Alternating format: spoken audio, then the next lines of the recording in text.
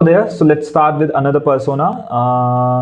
So another people who are working in hotels are restaurants, not exactly the whole restaurant, but people who are working in restaurants.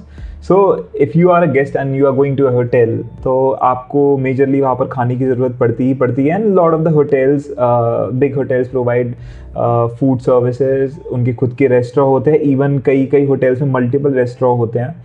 And guest वहाँ पर 3 तरह से खाने को consume करता है. The first one is in room dining, अपने room में ही खाना मंगाना. The second one is he can just order the food and take away wherever he want. And the third one is कि वहाँ पर वो रेस्टोरेंट में बैठ कर ही खाना खा रहा है. So what differentiate the hotel from a particular restaurant is कि जो भी आप होटल में खाना कंज्यूम कर रहे हैं, या तो आप उसके टाइम पर ही पेमेंट कर सकते हैं, या फिर आप उसके बाद जब फाइनल सेटलमेंट कर रहे होंगे तब भी पेमेंट कर सकते हैं.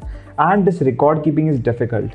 होटल ने कितना खाना गेस्ट को सर्व किया, उसने चाय कितनी बार ऑर्डर करी, उसने कितनी बार रोटियां मंगाई, या फिर उसने कितनी बार कुछ भी चीज़ को कंज्यूम किया, रेस्टोरेंट में आया लेकिन पैसा नहीं देकर गया. Record keeping is very very important, जो कि रेस्टोरेंट में नहीं होती है.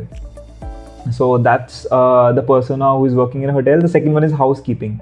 Now housekeeping is a person who is responsible for cleaning your room after check-in and check-out. हर एक चेकआउट के बाद जब कोई गेस्ट जाता है और दूसरा गेस्ट आता है, उससे पहले हाउसकीपिंग करना बहुत ज़रूरी है. रूम साफ़ मिलना चाहिए, अदरवाइज गेस्ट का एक्सपीरियंस ख़राब होता है.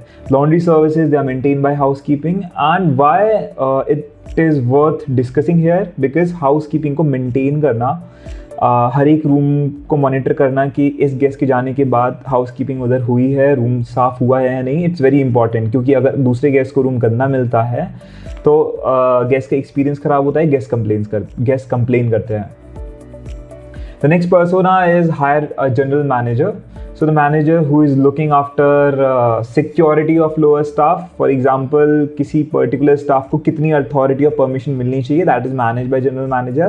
In small hotels, the owner of the hotel is performing like a general manager, whereas बड़े hotels में every particular thing have a particular role. तो जनरल मैनेजर के अलावा भी काफ़ी और मैनेजमेंट स्टाफ होता है, but for our scope will discuss this particular persona.